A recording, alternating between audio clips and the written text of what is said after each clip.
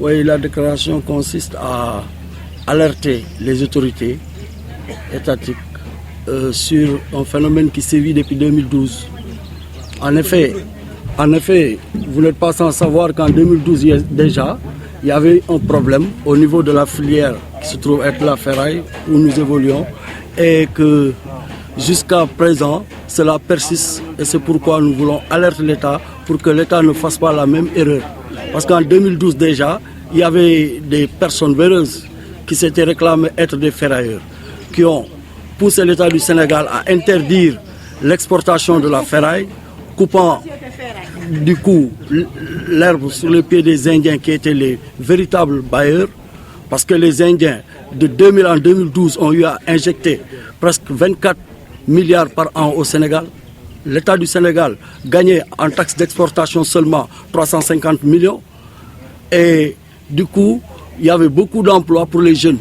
Aujourd'hui, au moment où le président de la République parle de l'emploi des jeunes, je crois qu'un secteur comme la ferraille devrait être protégé, accompagné et boosté les uns et les autres pour éradiquer le chômage des jeunes et du coup stopper la migration vers l'Espagne ou quelque part dans le monde par voie de pirogue.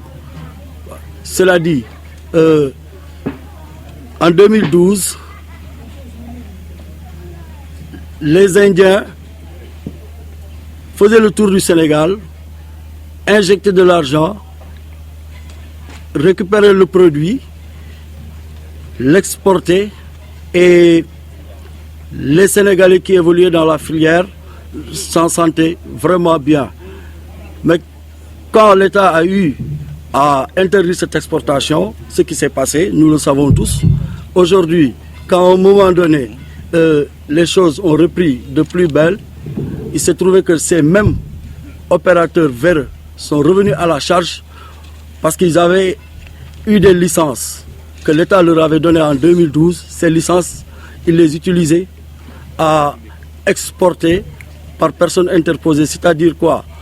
Quand les deux industries qui se trouvent au Sénégal récupéraient la ferraille des mains de ferrailleurs, ce sont eux qui étaient chargés de les redonner aux Indiens en leur louant leur licence d'exportation. Aujourd'hui que ces licences sont arrivées à terme et qu'il est question de les renouveler, ce sont ces mêmes personnes qui veulent que l'État stoppe à niveau l'exportation en barrant la route aux Indiens, en leur interdisant tout bonnement l'exportation, et c'est ce qui serait vraiment néfaste pour les ferrailleurs sénégalais. Parce que nous ne pouvons pas comprendre qu'un groupuscule de personnes, ils ne font même pas 10% des ferrailleurs du Sénégal, ont créé un comité. Ce sont eux qui communiquent avec l'État, en leur nom, mais pas au nom des ferrailleurs du Sénégal. Parce que les ferrailleurs du Sénégal font plus de 18 000. Mais 5 ou 6 personnes ne peuvent pas représenter l'ensemble des ferrailleurs du Sénégal et signer des accords qui n'engagent aucun ferrailleur et en bénéficier largement. C'est pourquoi nous avons jugé utile de faire ce point de presse et alerter Madame le ministre du Commerce, Monsieur le directeur du Commerce et toutes les autorités concernées pour que dorénavant, avant qu'ils ne signent quoi que ce soit avec qui que ce soit au nom de tous les ferrailleurs du Sénégal. Voilà, maintenant qu'est-ce que cela peut représenter comme obstacle, comme difficulté pour vous autres, ce qui se dessine par rapport au Sénégal? Ce qui se dessine, c'est qu'aujourd'hui, les industries qui récupèrent le produit, la ferraille ici, si toutefois qu'ils barrent la route aux Indiens et qu'il ne reste que pour récupérer le produit, ils sont capables de faire ce qu'ils veulent, à savoir le prix. Ils ne respectent pas les normes parce que le cours des métaux respecte une certaine règle internationale. Quand les métaux sont en baisse, ils peuvent rabaisser les prix au Sénégal, mais quand ils sont en hausse, ils ne le font jamais.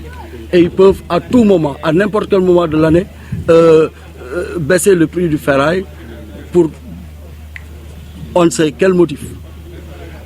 Donc aujourd'hui, vous interpellez le président de la République par rapport à cet état de fait. Nous interpellons le président de la République pour ne pas que ce qui s'était passé en 2012 se refasse, parce que nous savons qu'il y a eu une erreur. Il y a eu une erreur de la part de l'État parce qu'il n'avait pas eu la bonne information. Récemment, on a tenu une réunion à Thiès avec l'ensemble des ferrailleurs du Sénégal. Il y a eu l'un d'eux qui est venu faire son mea culpa pour demander publiquement pardon aux ferrailleurs, à tous les ferrailleurs du Sénégal, parce qu'il dit qu'il a été le signataire de ces accords-là et qu'il le regrettait, donc il voulait se racheter. Mais ce n'est pas cela exactement. C'est parce qu'aujourd'hui, au moment où les licences doivent être renouvelées, ils ont buté quelque part, et le ministre les ayant renvoyés chez les ferrailleurs, le ministre leur ayant demandé de venir discuter avec les ferrailleurs jusqu'à ce qu'on trouve un point d'accord. C'est pourquoi ils sont revenus vers nous